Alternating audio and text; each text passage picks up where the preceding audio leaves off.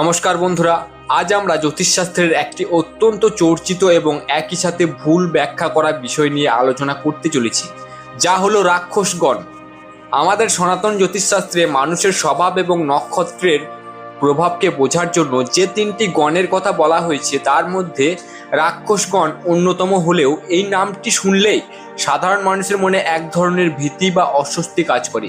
বিশেষ করে যখন কোনো বিয়ের কোষ্ঠী বিচার করা হয় বা কোনো শিশুর জন্মকুণ্ডলী তৈরি করা হয়, তখন যদি দেখা যায় যে ছেলে বা মেয়েটি রাক্ষসগণের অধিকারী, তবে পরিবারের বড়রা এবং বাবা মায়েরা বিচলিত হয়ে পড়েন। তারা মনে করেন রাক্ষসগণ মানেই হয়তো অশুভ কোনো লক্ষণ বা সেই মানুষটি নিষ্ঠুর এবং উগ্র স্বভাবের হবে। কিন্তু আজকের এই বিশেষ আলোচনায় আমরা দেখব যে শাস্ত্র এবং যুক্তির নিরিখে রাক্ষসগণ আসলে ঠিক কী এবং কেন বর্তমান এই প্রতিযোগিতামূলক পৃথিবীতে রাক্ষসগণের মানুষরাই সব থেকে বেশি সফল এবং প্রভাবশালী হয়ে উঠেছেন। প্রথমেই আমাদের বোঝা প্রয়োজন যে গণ বলতে জ্যোতিষশাস্ত্রে ঠিক কি বোঝানো হয়েছে। গণ হলো মূলত একজনের মানুষের চারিত্রিক বা কৃতিক বা তার মানসিক গঠনের একটি মানদণ্ড। যেমন দেবগণ সাত্ত্বিক প্রতীক এবং নরগণ রাজসিক এবং তামসিক গণের গুণের সংমিশ্রণ, ঠিক তেমনি রাক্ষসগণকে তামসিক শক্তির ধারক মনে করা হয়। তবে এই তামসিক শব্দটির অর্থ কেবল অন্ধকার বা খারাপ নয়, বরং এটি একটি প্রবল শক্তির উৎস যা মানুষকে প্রতিকূল পরিস্থিতির বিরুদ্ধে লড়াই করতে সাহায্য করে। যখন আমরা রাক্ষসগণের নক্ষত্রগুলোর দিকে তাকাই, যেমন কৃত্তিকা, মঘা, অশ্লেষা, বিশাখা, চিত্রা, জেঠা, ধনিষ্ঠা, শতভিষা এবং মূলা, তখন দেখতে পাই যে এই প্রতিটি নক্ষত্রের এক একটি বিশেষ শক্তি রয়েছে। যারা এই নক্ষত্রগুলোর অধীনে জন্ম নেন তারা আর পাঁচটা সাধারণ মানুষের তুলনায় অনেক বেশি প্রাণ শক্তি এবং অদম্য জেদ নিয়ে পৃথিবীতে আসেন। তারা জীবনে সহজে হার মানতে শেখেন না এবং প্রতিটি বাধাকে জয় করার এক অদ্ভুত ক্ষমতা তাদের মধ্যে ঈশ্বর প্রদত্ত থাকে। অনেকের প্রশ্ন করেন যে রাক্ষসগণের মানুষ মানেই কি রাগী বা জেদি হয়? এর উত্তর হলো রাক্ষসগণের মানুষের তেজ থাকে অনেক বেশি এবং তাদের এই তেজই অনেক সময় অন্যদের কাছে রাগ বলে মনে হয়। এরা সাধারণত খুব স্পষ্ট বক্তা হন এবং যেটা সত্য বলে মনে করেন তা সরাসরি অন্যের মুখের ওপর বলে দিতে দ্বিধা করেন না। আজকের এই কূটনৈতিক পৃথিবীতে যখন মানুষের মুখে এক বলে আর মনে অন্য কিছু রাখে, সেখানে রাক্ষসগণের মানুষের একেবারেই ব্যতিক্রম, কারণ তাদের মধ্যে কোনো কপটতা থাকে না। তারা যেমন সাহসী, তেমনি তারা নিজের মতামত প্রকাশে দ্বিধাহীন করে না। এই চারিত্রিক দৃঢ়তার কারণেই অনেক সময় তারা শত্রু তৈরি করে ফেলেন ঠিকই, কিন্তু তাদের চারিত্রিক সততা নিয়ে কোনো প্রশ্ন তোলা যায় না। তারা কারো অধীনে থেকে কাজ করার চেয়ে তারা নিজের সাম্রাজ্য নিজে গড়ে তুলতে বেশি পছন্দ করেন। এদের মধ্যে নেতৃত্বের গুণ বা লিডারশিপ কোয়ালিটি অত্যন্ত প্রবল থাকে এবং যে কোনো কঠিন সিদ্ধান্ত নিতে এরা মুহূর্তের জন্য পিছুপা হন না। বিয়ে বা জটক বিচারের ক্ষেত্রে রাক্ষসগণ নিয়ে যে ভীতি ছড়ানো হয় তার পিছনের মূল কারণ হলো মানসিকতার অমিল। সাধারণত বলা হয় যে দেবগণের মানুষের সাথে রাক্ষসগণের মানুষের বিয়ে হওয়া শুভ নয়, কারণ দেবগণ হলো অত্যন্ত নম্র এবং ক্ষমাশীল প্রকৃতির, যারা সবসময় শান্তি বজায় রাখতে চান। অন্যদিকে রাক্ষসগণের মানুষের তেজ এবং প্রতিবাদী সত্তা অত্যন্ত বেশি থাকে, যার ফলে দুজনের মধ্যে মতাদর্শের সংঘাত হওয়ার সম্ভাবনা থাকে।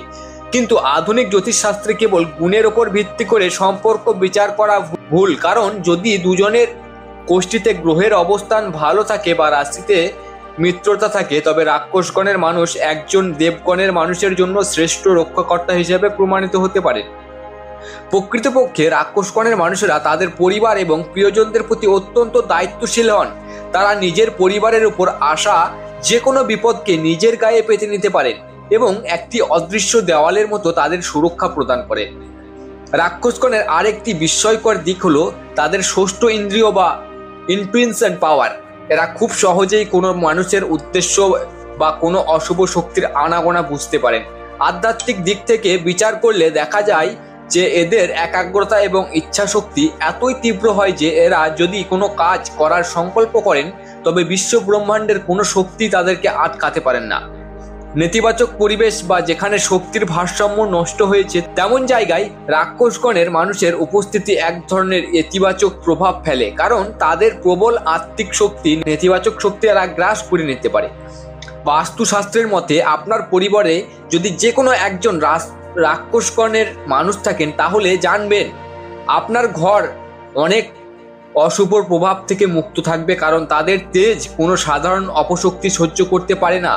তারাই আপনাদেরকে আগলে রাখতে পারবে, সে একাই 100, এক কথায় বলতে গেলে। বর্তমান সময়ে আমাদের জীবনে যে পরিমাণ প্রতিযোগিতা এবং চ্যালেঞ্জ ছড়িয়েছে, সেখানে কেবল নম্রতা দিয়ে টিকে থাকা কঠিন। আজকের যুগে যারা বড় ব্যবসায়ী, সফল নেতা বা সমাজে অত্যন্ত প্রভাবশালী অবস্থানে রয়েছেন, তাদের জন্মকুণ্ডলী বিচার করলে দেখা যায় যে তাদের বড় একটি অংশ রাক্ষসগণের অধিকারী। এর কারণ হলো রাক্ষসগণের মানুষেরা যে সার্ভাইভাল ইনস্ট্যান্টিং বা টিকে থাকার লড়াই করার ক্ষমতা তা অতুলনীয়।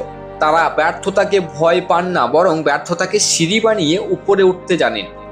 তাই যদি আপনার বা আপনার সন্তানের রাক্ষসগণ হয়ে থাকে, তবে ভয় পাওয়ার বদলে খুশি হওয়া উচিত, কারণ এটি নির্দেশ করে যে ঈশ্বর আপনাকে বা আপনার সন্তানকে অসীম প্রতিভা এবং মনের শক্তি দিয়ে পৃথিবীতে পাঠিয়েছেন।